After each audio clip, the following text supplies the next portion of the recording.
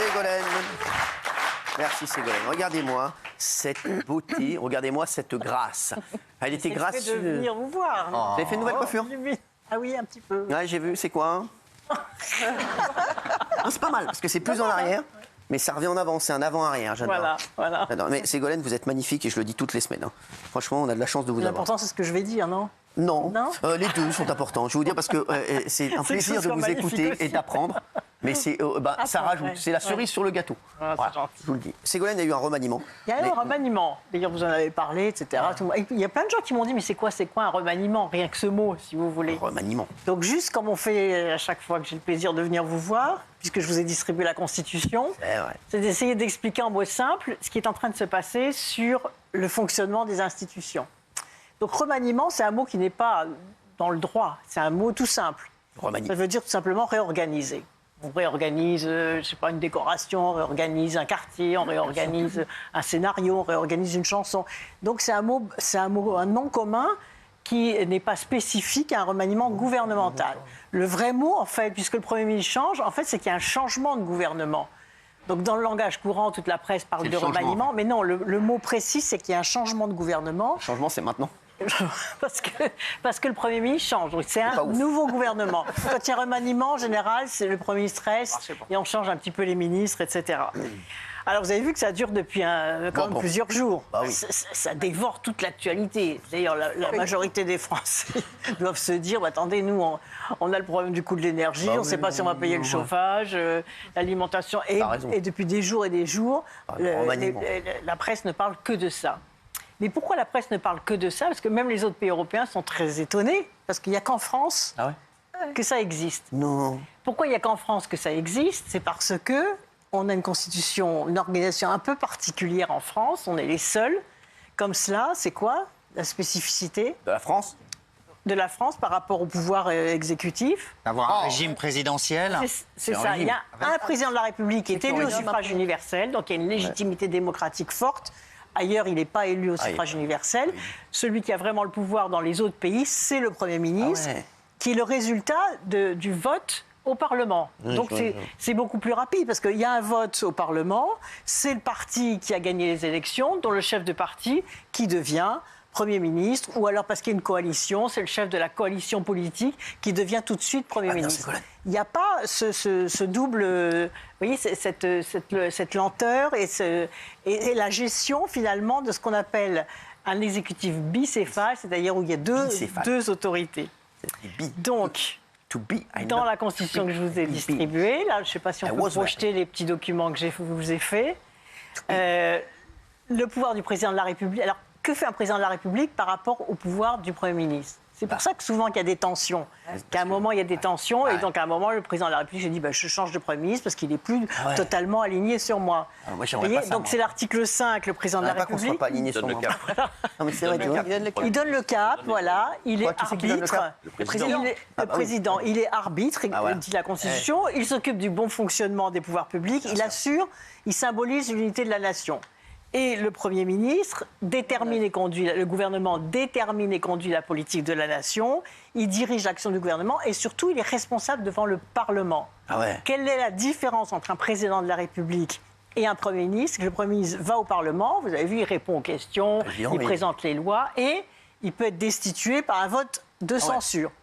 Le président de la République, vous avez vu, ne va pas au Parlement. Jamais de la vie. Donc à un moment, il y a une tension, parce que le Premier ministre prend une dimension politique, parce que c'est lui qui va au combat politique. Et donc c'est pour ça que dans ce caractère du double exécutif, souvent les autres pays sont très étonnés. Et c'est pour ça aussi qu'il y a des cohabitations qui n'existent dans aucun autre pays. Puisque quand un président de la République est au pouvoir, mais qui perd les élections, c'est un ministre d'une autre sensibilité politique qui arrive, par exemple. À l'époque, il y avait Chirac et Jospin. Voilà, Chirac et Jospin. Il y a eu Mitterrand et Chirac, il y a eu Mitterrand et Balladur, et Chirac et Jospin. Moi, j'ai connu 3 cohabitations. Si, la première, j'étais conseillère à l'Élysée, Mitterrand et Chirac. La seconde, j'étais députée. Et la troisième, j'étais ministre de Jospin quand il y avait Chirac. Donc j'ai connu 3 cohabitations et j'ai vu effectivement l'évolution de l'exercice du pouvoir. Il vient quoi, Lionel? Voilà. T'as des news ou pas? Il n'est pas conseil constitutionnel, non. Non. Ah non, il est plus où il est. Oui, oui. J'aimais bien, il y avait une bonne tête. Là. Voilà un peu comment c'était dans ma classe. C'était dans ma s'organise. classe. Oui. Le fils de Lionel Jospin était dans ma classe. Ouais. Ah, Elle s'en fout, je pense. moi, je te le dis. Je te le dis, c'est quoi là? Voilà, après, pourquoi c'est un peu compliqué? Parce qu'ensuite, il y a un équilibre politique, tous les partis politiques veulent être représentés, etc. Donc, voilà comment les choses se passent. Alors, il y a eu des nouveautés. Il y a eu des nouveautés. Alors, quelles sont les nouveautés? Alors, Prisca Thévenot, donc, très sympa. Porte-parole du gouvernement à la place d'Olivier Véran. Il y a Catherine Vautrin, ministre du Travail à la place d'Olivier Dussopt. Son ministre du Travail, il change très souvent. Hein, c'est vrai. T'as déjà fait ministre du Travail? Vous avez Non. déjà fait? C'est vrai. J'ai pas fait ça. Il y a Rachida Dati, ministre de la Culture. Ouais. Je suis content. Oui, moi aussi. Ouais, je suis content pour elle. Ouais, t'es Ah, content? je l'aime bien, oui. Ouais, moi aussi, Ouais. j'aime bien. Ouais. Tu Ouais, connaissais on est Rima bien. Abdul Malak? Non, je ne la connaissais pas. Moi non plus. Mais je pense qu'elle a essayé, elle a bien fait. Non, Non, mais elle était- c'est pas ouf, non. Il y Je a- connais les contents. Non, Oui, mais Rachida Dati, c'est bien. J'adore. Au moins, une femme qui ne se laisse pas marcher sur les pieds. exactement, voilà, une femme qui ne se laisse pas mâcher sur les C'était- panards. on a toujours dit Il y a ça, Oudéa, Amélie quand elle était- Oudéa Castéra, la ministre des Sports, eh ben, elle fait faire les deux maintenant.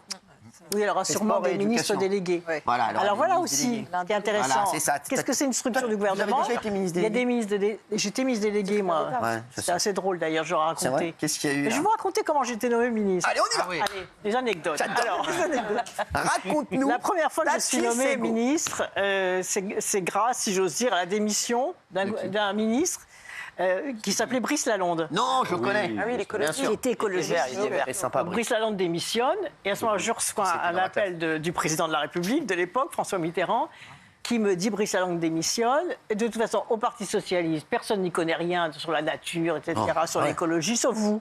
Fort. Alors, parce que je m'étais battue pour maintenir. J'étais députée des Deux-Sèvres. J'avais fait les manifestations pour maintenir le marais Poitevin, pour m'opposer à l'enfouissement des déchets nucléaires, etc. Et François Mitterrand, il n'y a que vous au PS qui comprenez quelque chose à l'écologie. Fort. Et c'est comme ça que je deviens ministre de l'écologie. Et c'est comme ça qu'en 92, comme je vous l'ai déjà raconté, j'assiste au premier sommet de la Terre Quand il y avait le mec avec la avec beubare. François Mitterrand. Beau gosse. Autre anecdote, donc Jospin, Premier Jospin. ministre. Jospin, Je j'adore. suis ministre délégué de Claude C'était Allègre, dans ma classe. ministre de l'Éducation. Claude Allègre. Claude Allègre. Donc, au bout de quelques temps, c'est le bazar dans l'éducation nationale. Donc, Claude Allègre, on dit que Claude Allègre est débarqué, etc. Et à moi, on me dit, bon, Claude Allègre est débarqué, mais comme tu es ministre délégué, il va être vexé si toi, tu restes au gouvernement, donc tu es débarqué aussi. Non. Bon, donc, je remballe mes affaires. Bon, c'est la vie, je me dis, bon, c'est la vie, on va passer à autre chose, etc. Donc, je coupe mon téléphone, je pars avec des amis et tout. On discute. Partez en vacances, là? Non, je passe ma soirée tranquille, quoi. Et quand je rallume mon téléphone, je vois 10 appels, même plus de Matignon, rappelés d'urgence, rappelés d'urgence. Bon, je rappelle. Et là, forme de désinvolture aussi. Donc, c'était Jospin. Encore un Jospin. Il devait chercher des femmes. Donc, il me dit, allô, pourquoi on n'arrivait pas à te joindre, etc. Ouais. Il me dit, ben voilà, j'ai oublié de nommer le ministre de la Famille. Non. Donc, toi, avec tes 4 enfants, tu feras l'affaire. C'est énorme. J'avais quand même été, j'étais quand même députée, Oh, j'avais été j'adore. ministre, François Mitterrand, etc. Bon, tu J'adore prends les ça dans le... anecdotes de Sego. Tu dis rien, tu dis, bon, faut prendre de toute façon. C'est fort. Et puis, donc... Vous avez été ministre de la famille. Donc, j'étais ministre de la Famille. Si, bah, j'ai fait le congé de paternité, j'ai fait la garde alternée. Ouais, regardez Moi, la dès que famille j'ai en une or. responsabilité, quelle qu'elle soit, ça avance. D'accord. Et après, avant de raccrocher, il me dit, ah, au fait, Quoi? j'ai oublié aussi les handicapés. Non. Tu seras ministre de la Famille et des handicapés. Incroyable. La désinvolture. La désinvolture. La désinvolture. complète. Et vous avez été 3 fois ministre. Voilà. Après, c'était avec Et après- Emmanuel Macron, non? Et après, c'était... Non, Non. avec Après, qui c'était... c'était le dernier, oui, c'était le qui dernier, bah, c'était qui était ministre. Bah, après, j'étais ministre de l'écologie sous Valls. Ah oui, c'est vrai. Manu. Manu. J'aime bien, lui, sympa. Voilà. Et Comment avec lui la dernière anecdote, donc c'est à la fin donc justement de ce quinquennat. Laurent Fabius part au Conseil constitutionnel. Lolo. Et moi, on me demande fils est-ce que était tu dans vas ma être ministre des Affaires étrangères. Je dis bien sûr, ministre des Affaires étrangères. En plus, j'avais fait la COP, etc. Donc c'est acté, je donne mon accord. Puis après, on me rappelle, ah non, hein. Quoi? Donc j'ai raconté ça. Non, le cercle des hommes blancs là, de plus de 50 ans. Ah non, pas elle. non, hein. non. Toute la bande, la Sapin, le Fort. Non, comme Michel Sapin. Fabius, Il avait les boules. qui étaient partis mais qui n'ont pas elle. Ouais. Ils se sont coalition. C'est-à-dire quand ils sont entre eux, ils se battent entre eux. Ouais. Et là, mais quand il faut empêcher un entrant. Ah non. Et quand j'ai vu d'ailleurs cette coalition contre Gabriel Attal, j'ai revécu ça. Je me dis, mais tout ce qui est un peu innovant ou qui va lui refaire de le. C'est bien fait pour le. Et une autre anecdote. Vas-y. Je peux m'asseoir ou pas? C'est un ministre qui est nommé parce qu'il a le même prénom et le même nom Que qui? qu'un autre ministre et qui est nommé à sa place, Jean-Michel Boucheron. Non. Dans les années 80. Jean-Michel Boucheron? Oui, qui était maire d'Angoulême. Et c'est pas lui qui devait être nommé, c'est Jean-Michel Boucheron. Mais non. Qui était député de Rennes. Pas vrai. Et la secrétaire se trompe. Elle appelle l'autre Jean-Michel Boucheron, qui est nommé. Et ensuite, ça se passe mal parce qu'il reste ministre très peu de temps. Et l'autre, il n'a jamais été récupéré. Celui-là. C'est dingue comme histoire. C'est ouf. Et il n'a jamais récupéré. Mais si j'adore les histoires de Ségo. Et pour terminer, une dernière petite anecdote. Derrière les barreaux. D'une femme qui avait le sens de l'humour. On lui dit, mais C'est qui ça? C'est qui? elle était secrétaire d'État de Marseille. Enfin, je ne vais pas donner son nom parce que le truc. Mais alors donc, on lui dit, elle avait le sens de l'humour parce qu'on lui dit, elle dit. Le jour où j'étais plus ministre, il y a des ministres qui ça leur monte à la tête. Puis le jour où ils sont plus, dans la vie, il faut savoir assumer, il faut être résilient, il faut assumer les hauts, les bas, etc. Et on lui dit, mais comment est-ce que vous êtes rendu compte que vous n'étiez plus ministre? Alors elle fait, c'est parce que je suis montée à l'arrière d'une voiture et elle n'a pas démarré. Bravo,